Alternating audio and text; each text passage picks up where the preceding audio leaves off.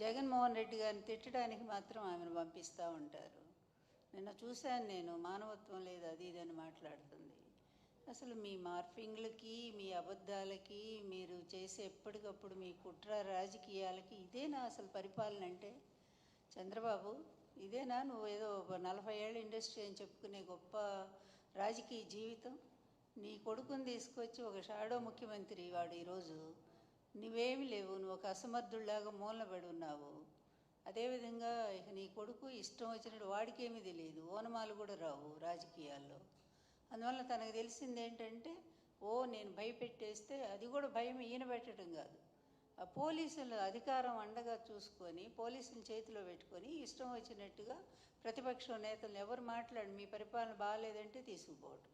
అదేవిధంగా ముఖ్యంగా ఈ రాష్ట్రంలో ఈ 1 ఇయర్లో ఆడపిల్లల మీద జరుగుతున్నటువంటి అత్యాచారాలు ఇంతవరకు స్వాతంత్రం వచ్చాక రాజకీయ చరిత్రలో, అంతకుముందు ఎక్కడో నిజాం టైంలో రజాకారుల ఉద్యమాల్లో మహిళల మీద అత్యాచారాలు దారుణంగా జరిగాయి అనేది మనం విన్నాము.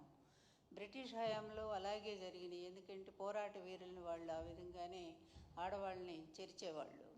కానీ ఈరోజు ఇది ఒక ప్రజాస్వామ్య దేశం, ప్రజాస్వామ్య పరిపాలన అనుకొని మీరు అనుకుంటున్నారు, మేమైతే అనుకోవట్లేదు. ఈవీఎంల సాయంతో వచ్చినటువంటి దరిద్ర పరిపాలన మీది ప్రభుత్వం ఇది. ఈ ప్రభుత్వంలో మీరు చేస్తుంది ఏంటంటే ఇదిగో ఇట్లాంటి అనాచారాలు. మీ పార్టీ వాళ్ళు ఏదో పని చేసినా సరే వాళ్ళకి ఏ విధమైన శిక్షలు లేవు. వాళ్ళు మహిళల్ని భయంకరంగా మరి మీ సోషల్ మీడియాలో ఇష్టం వచ్చినట్టు వాళ్ళ వ్యక్తిత్వ హననాన్ని చేస్తుంటే దానికి ఏ విధమైన శిక్షలు లేవు. కానీ సాక్షి మీడియాలో ఒక అనలిస్టు ఒక విషయాన్ని చెప్తూ దాన్ని మాట్లాడితే దాన్ని తీసుకెళ్ళి కొమ్మినేని గారికి అంటగట్టి అప్పటికప్పుడు ఆయన మీద కేసు పెట్టి తీసుకెళ్ళి, ఇదా మీ పరిపాలన? ఇది సుపరిపాలన అంటారా? మీరు నిజంగా నిజాయితీగా ఒప్పుకోండి, ఒక్క పాయింట్ అన్న నిజాయితీగా ఒప్పుకోండి అయ్యా మీ తండ్రి కొడుకులు. ఇక ఆ 3 ఆయన గురించి ఎందుకు మాట్లాడాలా? ఆ 3 ఆయన ఒక వేస్ట్ ఫెలో అనేది అర్థమైపోయింది. ఎందుకంటే ఆయన అందుకే సనాతన వేషం వేసుకొని రాష్ట్రాలన్నీ తిరుగుతున్నట్టున్నాడు ఇక్కడ ఏం చేయలేక. అందువల్ల ఇక ఆయన గురించి వేస్ట్ మాట్లాడటం కూడా వృధా. ఎందుకంటే ఆయనకు నాయకత్వ లక్షణాలు మొదటి నుంచి లేవు, ఎదిరించే తత్వం అస్సలు లేదు. చంద్రబాబు పిలిచినప్పుడు వచ్చి జగన్ గారిని ఒక తిట్టిపోవటానికి మాత్రం ఉపయోగపడతా ఉన్నాడు. కనీసం మీ పక్కన స్థానం కూడా ఇవ్వనంత స్థితికి దిగజారిపోయాడు, అతను సంపాదించుకోలేకపోయాడు. అందువల్ల ఇక అతని గురించి ఎక్కువ మాట్లాడకూడదు. కానీ మీ ఇద్దరు కలిసి ఈరోజు రాష్ట్రాన్ని ఏ విధంగా చేస్తున్నారో ఒక్కసారి ఆలోచించండి. మీరు ఆలోచించట్లా, ప్రజలు ఆలోచిస్తున్నారు, ప్రతి క్షణం ఆలోచిస్తున్నారు. ఎందుకంటే శ్రీశ్రీ గారు అన్నట్టు మదమెక్కిన తురంగాలు అన్నట్టుగా మదం పట్టినటువంటి గుర్రాలు లేకపోతే ఏనుగులు ఇవన్నీ కూడా ఇష్టం వచ్చినట్టుగా ప్రవర్తిస్తూ ఉంటాయి. వాటికి ఉచ్చము నీచము జ్ఞానము ఏమీ తెలియదు. అవి ఎక్కడ పడితే అక్కడ ఎట్లా పడితే అట్లా పరిగెడతాయి, అన్నిటిని నాశనం చేస్తాయి. ఈరోజు రాష్ట్రాన్ని నిజంగా గుడ్ గవర్నెన్స్ అంటే జగన్ గారి టైంలో ఒక పద్ధతిగా జరిగింది. కానీ మీరు ఏ ఒక్క పాయింట్ అయినా కంపారిజన్ చేయటానికి మీరెవరు రారు. ఎందుకంటే మీ పచ్చ మీడియా బాకాల్లో ఊదుతూనే ఉంటాయి మిమ్మల్ని. నిన్ను లోకేష్ని ఇద్దరిని కూడా అక్కడ కూర్చోబెట్టి ప్రైమ్ మినిస్టర్ని కలిస్తే దానికి మొత్తం పేజీలన్నీ కూడా ఈనాడు ఏబిఎన్ పెట్టేస్తారు. ఏంటి ప్రైమ్ మినిస్టర్ మీ మిత్రపక్షం కదా, మీ కూటమి కదా, ఒకళ్ళ మీద ఒకళ్ళు ఈరోజు డిపెండ్ అయ్యలేరా? అది కూడా కలిస్తే దానికి ఒక పెద్ద అది వీరత్వమా శౌరత్వమా? ఆయన వల్ల ఇదిగో ఇన్ని వేల కోట్లు ఈ రాష్ట్రానికి మరి వస్తూ ఉన్నాయి, పరిశ్రమలు వచ్చినాయి, ప్రైమ్ మినిస్టర్ గారు యాక్సెప్ట్ చేశారు. లేదా మీ రాజధాని, మీరు అనుకునే రాజధానికి ప్రైమ్ మినిస్టర్ గారు ఇన్ని వేల కోట్లు ఇప్పిస్తున్నారు అని ఈ విధంగా అయినటువంటి వార్త అయితే నిజంగానే బాగా సాధించారని చెప్పుకోవటానికి. ఇంత సిగ్గుమాలిన మీడియా, ఇంత సిగ్గుమాలిన తండ్రి కొడుకులు, ఇంత పనికిమాలిన పరిపాలన, దీన్నంతా చూపిస్తూ ఒక 60-70 కోట్లు ఖర్చు పెట్టి దానికి గుడ్ గవర్నెన్స్ పాలన, దానికి ఒక పెద్ద పేరు. మొన్ననే కదా యోగా ఏంటో ప్రపంచం మొత్తం కూడా యోగా ఆంధ్ర రాష్ట్రం వైపు చూస్తుందంట. అంత పెద్ద గిన్నెస్ బుక్లో ఎక్కి ఆయనకు ప్రైమ్ మినిస్టర్ గారి కంటే లోకేష్ బహుమతి ఇస్తున్నాడు. అన్నీ లోకేషే బహుమతి ఇస్తున్నా అంటే ఎన్ని 600 కోట్లు ఖర్చు పెట్టారు. ఏమైంది? ఎంత రసాభాస. చిన్న చిన్న పిల్లల్ని తీసుకొచ్చి వాళ్ళని పాపం గిరిజన పిల్లల్ని, వాళ్ళకి తిండి లేదు, నీళ్లు లేవు, వాళ్ళు పడుకోవటానికి ఒక సౌకర్యం లేదు. ఇదా గుడ్ గవర్నెన్స్? ఎక్కడైనా జగన్ గారి హయాంలో ఇలా జరిగినాయా? ఎప్పుడైనా స్టూడెంట్స్ని ఇబ్బంది పెట్టారా? మీ హయాంలో పాడుపడ్డ స్కూల్స్ అన్నింటినీ కూడా నాడు నేడు క్రింద ఆయన బాగు చేసి చక్కగా వాళ్ళందరికీ కూడా విద్యను కల్పించారు. వాళ్ళకి కావాల్సినటువంటి అమ్మఒడి పథకం ద్వారా 15,000 ఇచ్చి ఆ పిల్లల్ని బడికి రప్పించి గవర్నమెంట్ స్కూల్స్ అంటే కలెక్టర్ పిల్లల్ని కూడా చేర్చే విధంగా దాన్ని డెవలప్ చేశారు. అది గుడ్ గవర్నెన్స్. అలాగే మహిళలకు చూస్తే ముఖ్యంగా పక్క రాష్ట్రంలో ఎక్కడో ఆ అమ్మాయి మీద అత్యాచారం జరిగి చనిపోతే ఇక్కడ ఉన్నటువంటి ముఖ్యమంత్రి గారు జగన్ గారు స్పందించి అప్పటికప్పుడు దిశ యాప్ తీసుకొచ్చారే, దిశ చట్టం కూడా తెచ్చారు. అయితే అది ఇంకా కేంద్ర గవర్నమెంట్ ఒప్పుకోలేదు. అయినా సరే పోలీస్ స్టేషన్లు ఎక్కడికక్కడ మండల కేంద్రాలు పోలీస్ స్టేషన్లు పోలీస్ స్టేషన్లు పెట్టారు. మహిళలకు 2 కోట్ల మంది దిశ యాప్ ఆ రోజు డౌన్లోడ్ చేసుకున్నారంటే అదా నిజమైన పరిపాలన? లేకపోతే ఇప్పుడు ఇష్టం వచ్చినట్టు మొన్నే కదా అనంతపురంలో ఒక బాలిక మీద 14 మంది మీ తెలుగుదేశం గూండాలు, చెప్పాలంటే దరిద్రం ముండా కొడుకులు వాళ్ళు, అటువంటి వాళ్ళంతా కూడా అంత ఒక ఆడపిల్లని అన్ని నెలల పాటు అలా అత్యాచారం చేస్తుంటే ఆ పిల్లకి గర్భం వస్తే ఏమన్నా కనీసం ఎక్కడున్నామ్మా హోమ్ మినిస్టర్? నువ్వు లేడీయే కదా, నువ్వు స్త్రీయే కదా. ఇలాంటి వెధవలంతా కూడా ఇలాంటి పనికిమాలిన పనులు చేస్తే మీ పార్టీకి చెడ్డ పేరు రాదా? అయినా ఎందుకు వాళ్ళని కాచుకుంటున్నారు? వాళ్ళ మీద ఏమైనా శిక్ష ఉందా? కనీసం ఒక్కళ్ళైనా అరెస్ట్ చేశారా? అదేవిధంగా అదే అనంతపురంలో ఇంకో అమ్మాయిని చంపేశారు. ఆ అమ్మాయిని పాపం రేప్ చేసి చంపేశారు. ఇన్ని దారుణాలు అక్కడేంటి పిఠాపురంలో, మొత్తం ఈ మూల శ్రీకాకుళం నుంచి కడప వరకు కూడా అనేక మంది ఆడపిల్లల్ని అత్యాచారాలు చేసి మీ తెలుగుదేశం గూండాలు ఇష్టం వచ్చినట్టుగా చంపేస్తుంటే ఎక్కడైనా ఒక్కదానికైనా హోమ్ మినిస్టర్ ఏమి స్పందించారా? అదేవిధంగా ఈ ముఖ్యమంత్రి ఏమైనా స్పందించాడా? ఈ షాడో ముఖ్యమంత్రి ఏమైనా వెళ్ళి వాళ్ళని పరామర్శించాడా? ప్రతి చోటికి జగన్ గారు వెళ్ళి వాళ్ళ కుటుంబాలకు అండగా నిలబడతా అని హామీ ఇచ్చి ఓదార్చి వస్తామంటే అజ్జోళ్ళ కళ్ళల్లో నిప్పులు పోసుకుంటున్నారు. ఆయన ఎక్కడికి పోతే అక్కడే జనాలు, వేల జనాలు. మేమేం గవర్నమెంట్లో లేం కదా, ఏమైనా వెహికల్స్ పెట్టి తీసుకురావటానికి పొలాలకు అడ్డం పడి కూడా మొన్న వచ్చారు కదా, చూసాం కదా. మరి అంత జనాలు వస్తుంటే మరి అజ్జోళ్ళలేక మీరు ఎక్కడ పోయినా పట్టుమని 10 మంది కూడా రారు మీ మొఖాలకి. అలాంటి అవి చూసి మీరు ఆయన మీద కేసుల మీద కేసులు. ఏంటిరా మీ పరిపాలన? నిజంగా ఎంత దరిద్రంగా ఉందో ఒక్కసారైనా ఆత్మవిమర్శ చేసుకోరా? ఆత్మవిమర్శ చేసుకోవాలి కదా. ఏం చేస్తున్నాము? ఈ 1 ఇయర్గా మేము ప్రజలకు ఏం న్యాయం చేశాము? ఇచ్చిన హామీలు ఎంతవరకు నిలబెట్టాము? అదేవిధంగా మహిళల మీద ఎందుకు ఇన్ని ఘోరాలు జరుగుతున్నాయి?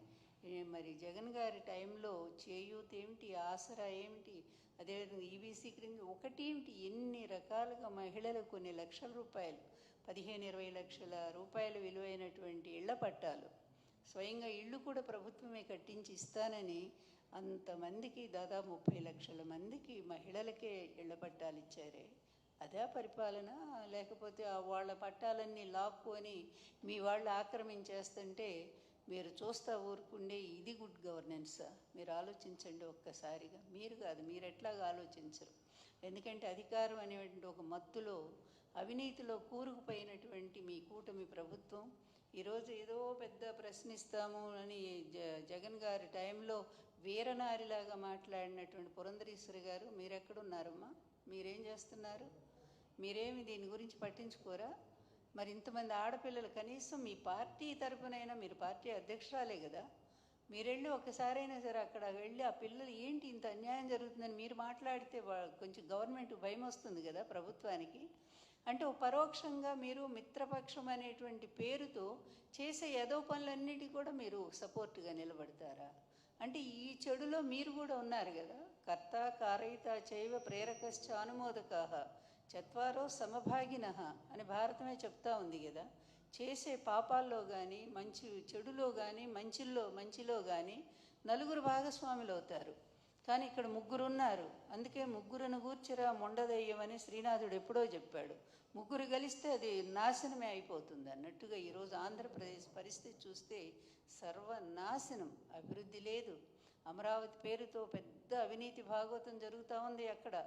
అదేవిధంగా రాష్ట్రంలో ప్రజా వ్యవస్థ అంతా కూడా అస్తవ్యస్తం అయిపోతూ ఉంది. లాండ్ ఆర్డర్ అసలు ఎక్కడుందో అటకెక్కి కూర్చుంది. పోలీసుల్ని మీ చేతిలో మనుషుల్లాగా మార్చేసుకున్నారు. వాళ్ళకి మరి ఇష్టం వచ్చినట్టుగా కేసులు పెట్టిస్తూ ఉన్నారు. ఆ సెక్షన్లో ఏంటి, కోర్టు ఎన్నిసార్లు మీకు మొట్టికాయలు మొట్టింది? మొన్న కొమ్మినేని గారి విషయంలో సుప్రీంకోర్టు ఎంత తీవ్రంగా మాట్లాడి, సిగ్గు రాదా మీకు? ఇంకా ఏమాత్రం కూడా సిగ్గు లేదా? అది ఉంటే ఇదంతా ఈ పిచ్చి పనులన్నీ ఎందుకు చేస్తారు? ఇప్పటికైనా చంద్రబాబు చెప్తున్నా, వినవయ్యా బాబు, ఎందుకంటే ఈ కుటుంబంలో పెద్దదాన్ని నేను. అందువల్ల నేను చెప్తున్నా, నీ కొడుకును పక్కన పడి వాడిని తీసుకెళ్ళి ఇంట్లో కూర్చోబెట్టు, పాలు అమ్ముకోమని చెప్పు శుభ్రంగా. హెరిటేజ్ పాలు బాగా సంపాదించావు కదా అవినీతిలో, ఆ పాలు పెరుగు అమ్ముకుంటే బతుకుతాడు. కనీసం నువ్వన్న కొంత నయం అనేటువంటిది ప్రజల్లో ఉంది. అందువల్ల ఈ చివరి టైంలోనైనా అతన్ని తీసుకెళ్ళి ఇంట్లో పడేసి నువ్వు శుభ్రంగా మంచి పరిపాలన అందించు. ఈ 3 ఏళ్ళు 4 ఏళ్ళు ఈ అమ్మాయిలకు జరుగుతున్న అత్యాచారాల మీద, అన్యాయాల మీద స్పందించు. ఎంత దారుణాలండి, ఎన్ని దారుణాలండి. ఆ కుటుంబాలు ఏడుస్తున్నాయి రోడ్డును పడి. ఒక్క రూపాయన్న ప్రభుత్వం సాయం చేసిందా ఈ ఆడపిల్లలకి? అసలు మహిళలకే చేస్తూ ఉందా? ఏది చేయకుండా గ్యాస్ అన్నారో అది గ్యాస్ అయిపోయింది. అదేవిధంగా అమ్మఒడి చూస్తే అదేదో కొంతమందికే అందింది, అది కూడా మీ వాళ్ళకే అందింది అనుకుంటా. లేకపోతే ఒక్కో కార్డుకి 90 మంది ఏంటండి పిల్లలు? అసలు ఎక్కడన్నా ఉందా ఇట్లాంటివి? అంటే దొంగ లెక్కలు, మరి ఈ విధంగా దొంగ పంపిణీలు, మళ్ళీ పరోక్షంగా అదంతా కూడా తెలుగుదేశం పార్టీ వాళ్ళకి అందేటట్టు చేయటం, ఇదా పరిపాలన? ప్రభుత్వం అనేది పారదర్శకంగా ప్రజలకి ఒక సిన్సియారిటీ, ఒక నమ్మకాన్ని కలిగించాలి. అలాంటిది మీదంతా కూడా అవినీతి కోసం ప్రజల్ని మభ్యపెట్టి ప్రజల్ని వెన్నుపోటు పొడిచేటువంటి ఒక ప్రభుత్వంగా తయారైపోయింది. ఎవరినైనా సరే పెద్ద మనుషులు, కాస్త మేధావులు అనుకున్న వాళ్ళకు మీరు వాళ్ళతో మాట్లాడించినా చెప్తారు వాస్తవం. గత ప్రభుత్వం ఎలా ఉంది? అభివృద్ధిలో దూసుకుపోయింది. GSTలో నంబర్ 1 ఉన్నాము రాష్ట్రంలో. అదేవిధంగా పథకాల అమల్లో క్యాలెండర్ పెట్టి డేట్లు వారీగా ఇచ్చాము. మహిళల్ని మరి ఉద్ధరించడంలో, మహిళా సంక్షేమ పథకాలు అమలు చేయటంలో, అన్నిట్లో కూడా 50% 60% మహిళలకు ఇవ్వటంలో, మహిళా సాధికారతను మరి ఒక సుప్రతిష్టంగా అంత సక్సెస్ఫుల్గా అమలు చేయగలిగింది ఒక్క జగన్మోహన్ రెడ్డి గారి ప్రభుత్వమే. మరి మీ ప్రభుత్వం వచ్చాక మహిళలంతా ఏడుస్తున్నారు, దుఃఖిస్తున్నారు. రోడ్డు మీదకి వెళితే ఏ గుండా లాక్కుపోతాడో అని బిక్కుబిక్కుమంటూ ఆడపిల్లలు బయటికి పంపడానికే భయపడుతున్నారు. సిగ్గుచేటు కదా మీకు? ఇదా మీ ప్రభుత్వము? ఆడపిల్లల్ని కాపాడలేనటువంటి ఎందుకయ్యా చెప్పుకోవటం? ముఖ్యమంత్రి, లేకపోతే ఉప ముఖ్యమంత్రి, లేకపోతే ఇంకో షాడో ముఖ్యమంత్రి, ఇవన్నీ కూడా ఎందుకు ఇట్లాంటి పేర్లన్నీ చెప్పుకోవటం? అందువల్ల ఆడపిల్లల్ని రక్షించాల్సినటువంటి బాధ్యత ప్రభుత్వం మీద ఉంది. అలాగే మహిళల గౌరవాన్ని కాపాడాల్సిన బాధ్యత ఉంది.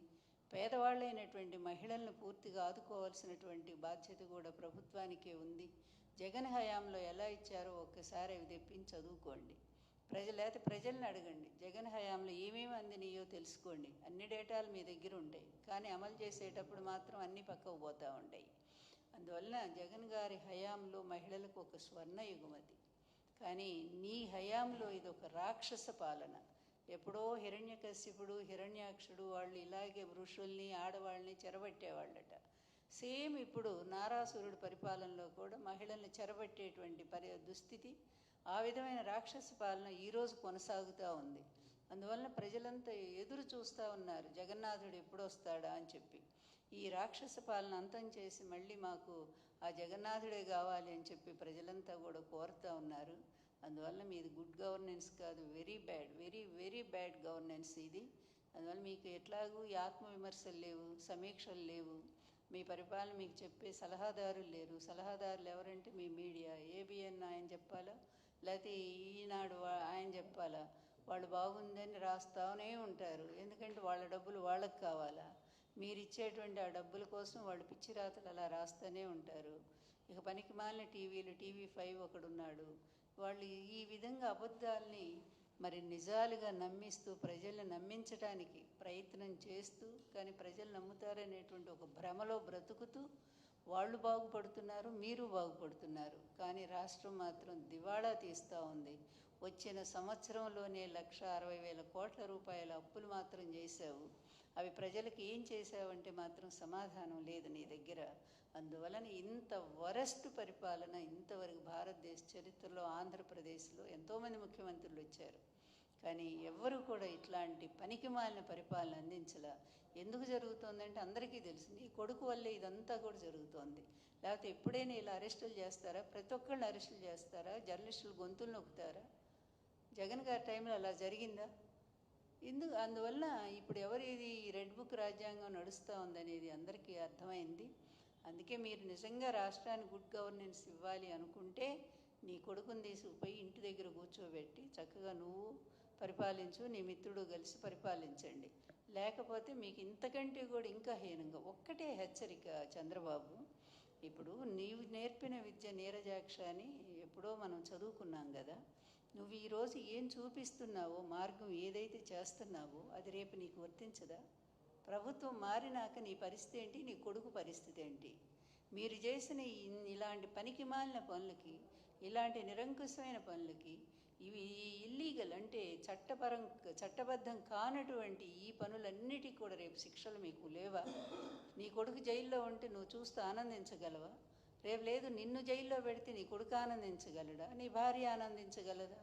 మరి ఇలాంటివన్నీ కూడా మీరే దారి చూపిస్తూ అమాయకులందరినీ బలి చేస్తూ ఉంటే రేపు ప్రభుత్వం మారాక ఆ ప్రభుత్వం మీ మీద చర్యలు తీసుకోదా?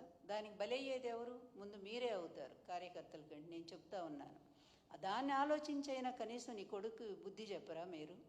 అందువల్ల చంద్రబాబు ఇప్పుడైనా సరే మీరు మేలుకోండి. ఆయన తీసుకెళ్ళి పక్కన పడేసేయండి, లేదా ఆయన ఒక పరిమితం చేయండి ఒక మంత్రి శాఖకి. అంతే తప్ప ఇష్టం వచ్చినట్టుగా రాష్ట్రాన్ని ఆయన చేతిలో మాత్రం పెట్టకండి అనేది